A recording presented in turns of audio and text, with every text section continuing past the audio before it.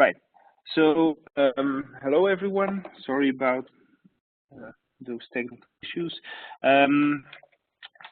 So I'm presenting after the more, let's say, basic exploration of what the type of sensors that we're working on today, or talking about today, the metal oxide sensors. In the two previous presentations, now I will present a case study, so an actual implementation of these sensors in dwellings, and it's a case study in Belgium that we did in cooperation with a Belgian ventilation manufacturer. And so I first want to give you a small bit of context about what demand-controlled ventilation is in Belgium and how it has evolved, because we are now in a situation that the largest market share of the residential ventilation market is taken up by demand-controlled ventilation, and so that makes that any developments in these systems have a huge impact on what ventilation will look like in Belgian houses. So the context, DCV started in Belgium in about 2007 with a first generation that were basically mechanically controlled exhaust grids that were imported from France, and they looked a bit like this. And so they were in the wet spaces in the dwellings, and they reacted to relative humidity changes, like you can see in the graph on top. So at low relative humidities, they would be mostly closed, and then they would open up at higher relative humidities. Now, shortly after, new type of systems were also introduced to the market that basically used infrared pressure sensors to not change mechanically a vent hole, but to change the rotation speed of the fan of a system, and so you would get something like this.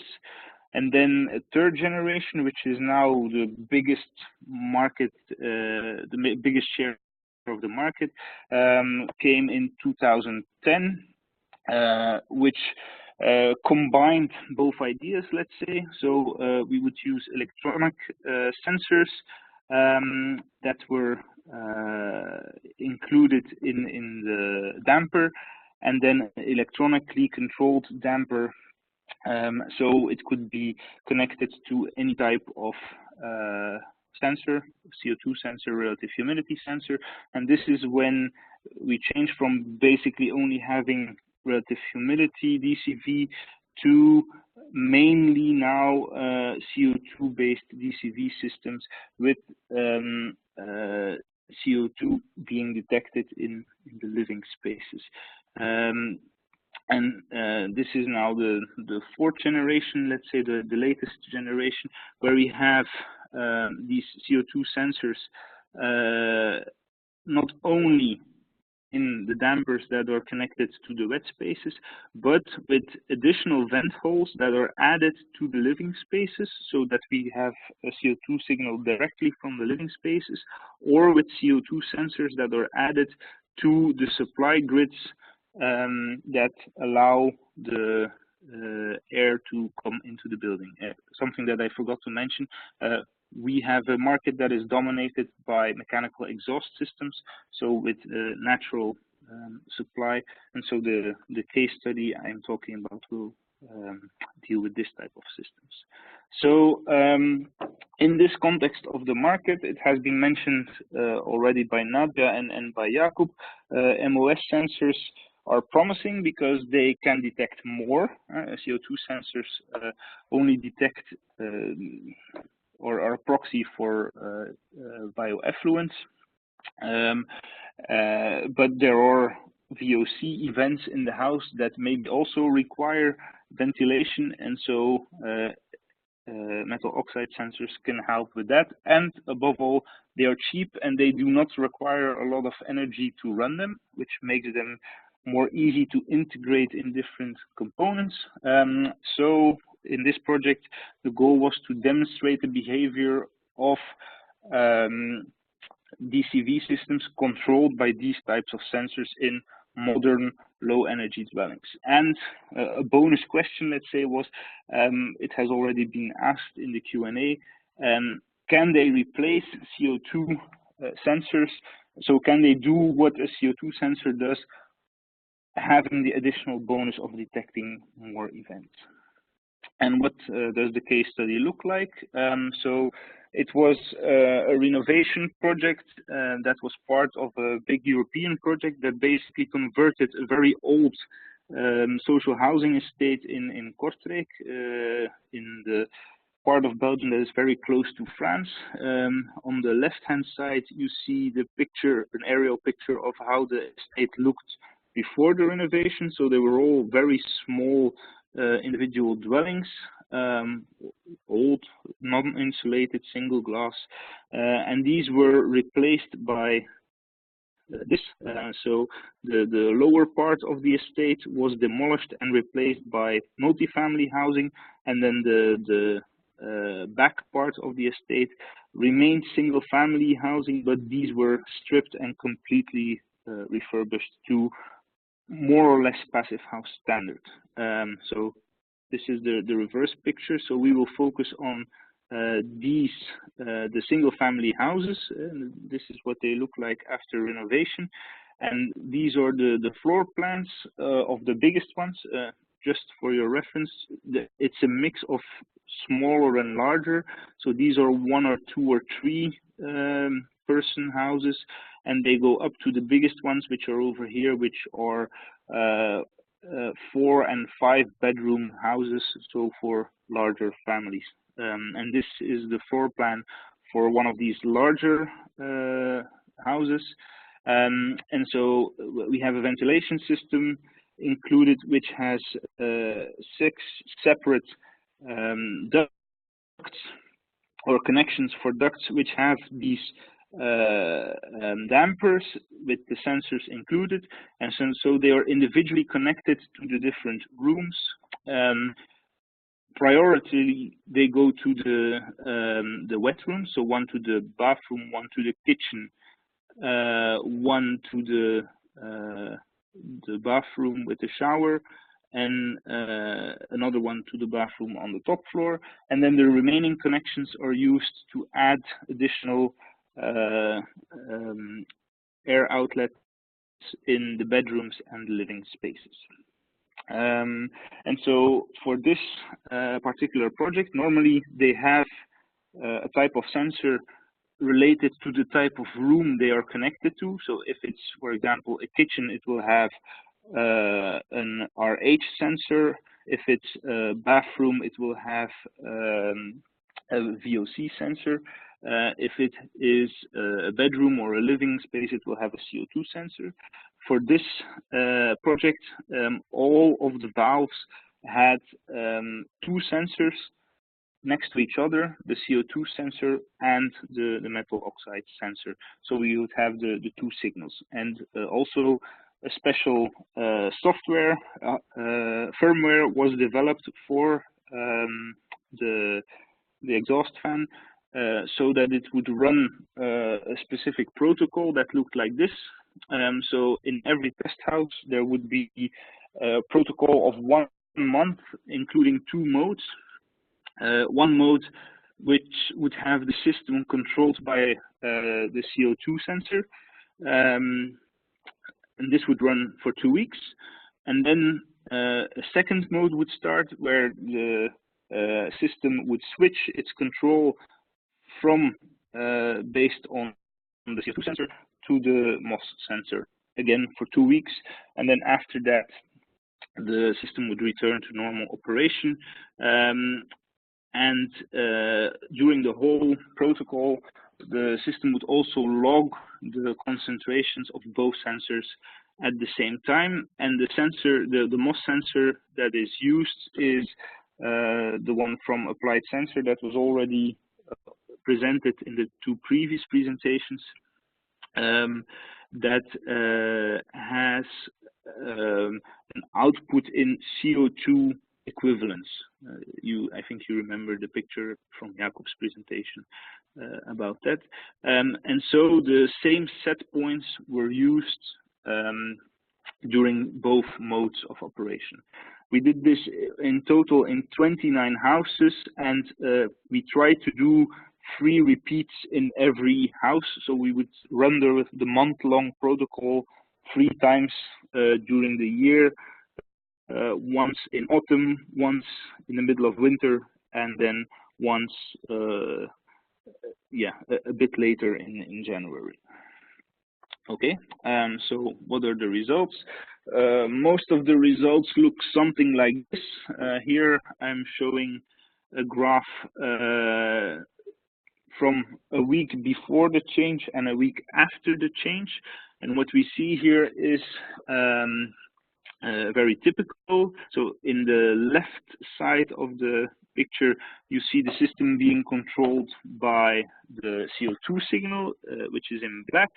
And you see that only when it reaches the set point of 950 ppm in this event here, the system goes from its minimal position to a bit higher flow rate. While at the same time, we can also see that there are very high peaks in the VOC signal. But the overall shape, except for the high peaks of the VOC signal, seems to follow the CO2 signal, and the timing of the events is also the same. So the peaks coincide for both the VOC signal and the CO2 signal. This basically confirms what Jakob and Nadia have found in their analysis of these sensors. Then we make the switch from the system being controlled from the CO2 signal to the system being controlled by the VOC signal. And what we see, of course, is that because we have these much higher peaks and much higher concentrations, is that the system is activated a lot more during this period than with only the CO2 concentration. Now, if we look into that a bit more and we put together the daily profiles of all of these days that we measured, for example, here for one of the houses, and we look at the kitchen and the master bedroom, then we see again that it follows more or less the same profile, lower during the night, higher during the day for the kitchen.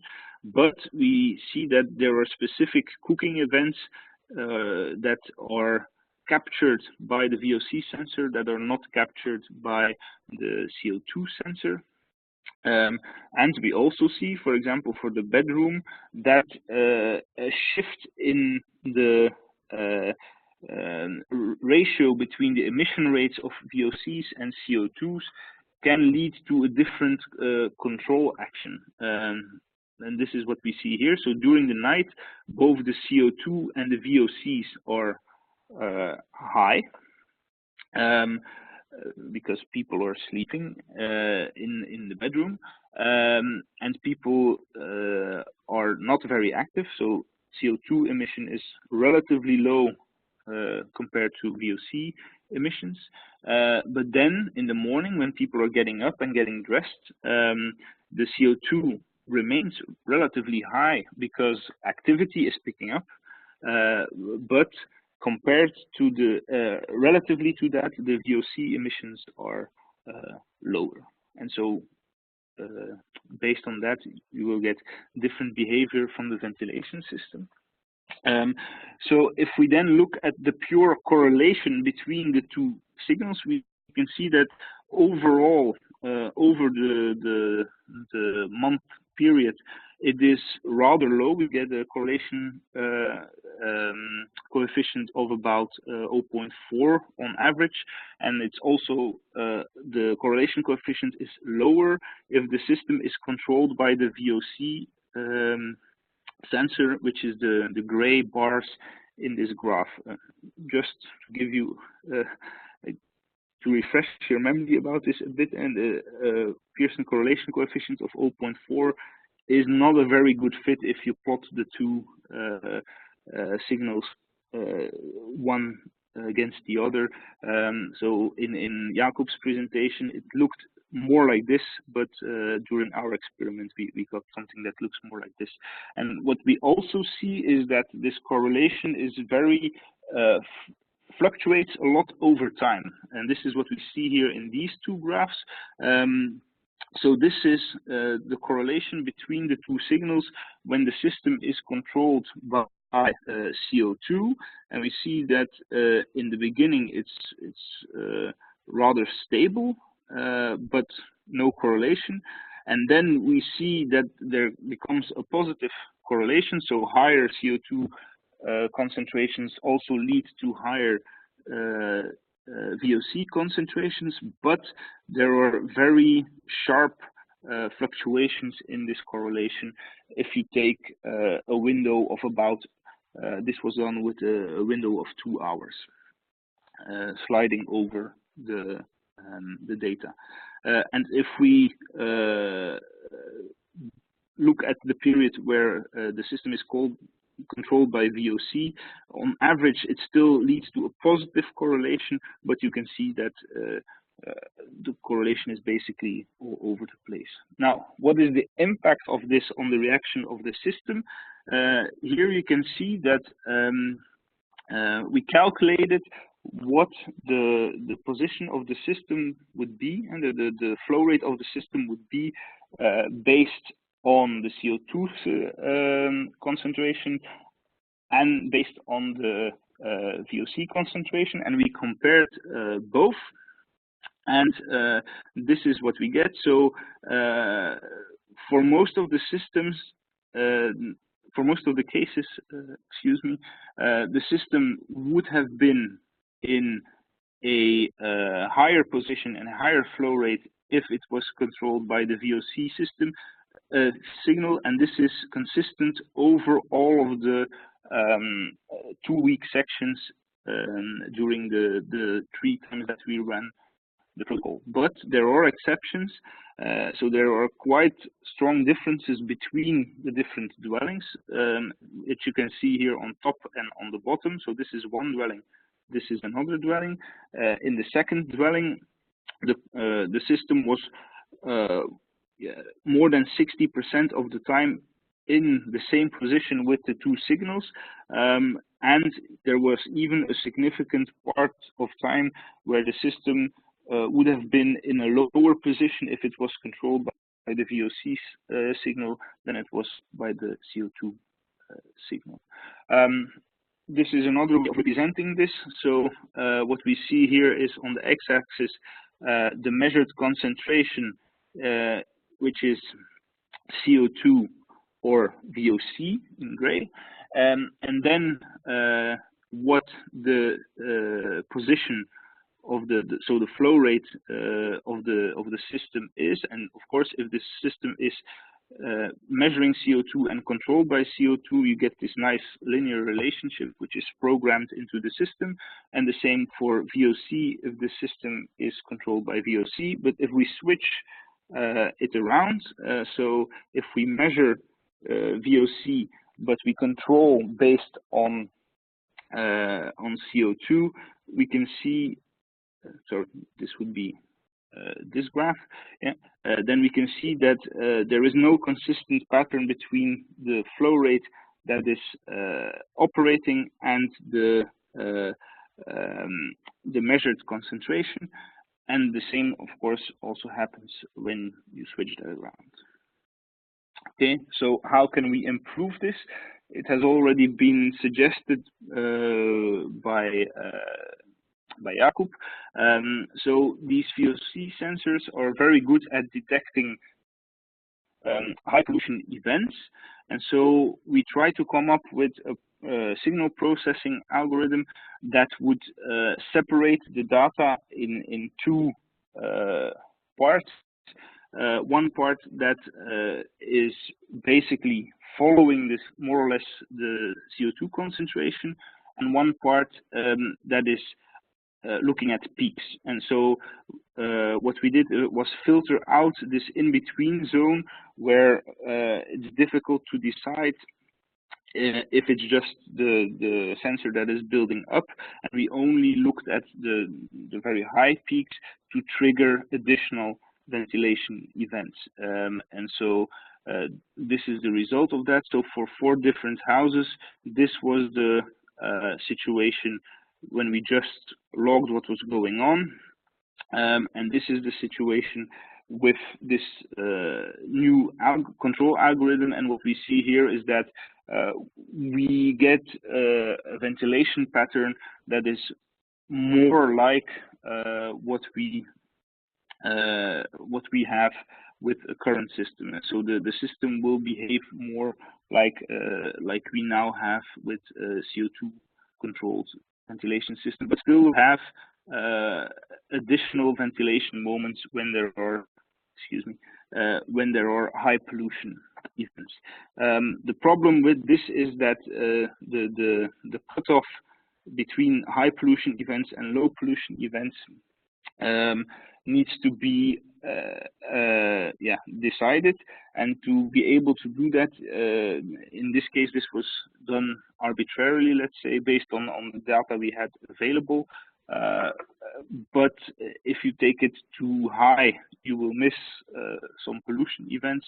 And if you take it too low, of course, you will trigger a lot of maybe unnecessary ventilation events due to the instability of the MOS sensors.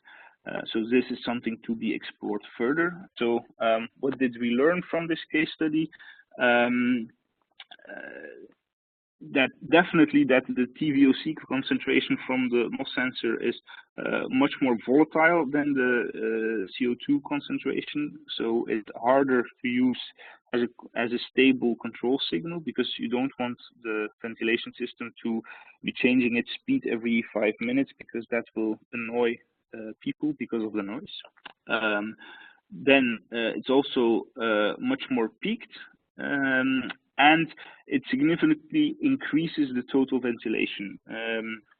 In the overall, in the 29 houses that we looked at, there was about a 70% increase of the ventilation flow rate in the bedrooms because of the control by the TVOC. And in the kitchens, the increase was quite spectacular at plus 176%. We did make some progress in transforming the TVOC signal to extract the peak events, but the correlation in the lower ppm range, so where we want it to behave more like the CO2 signal, still leaves a lot to be desired. And so the conclusion for now, and this is also the way these sensors are at the moment being used in the Belgian market, is that they are used to detect events, mainly high pollution events in bathrooms. Okay, that was my presentation. Thank you, and let's have some questions now.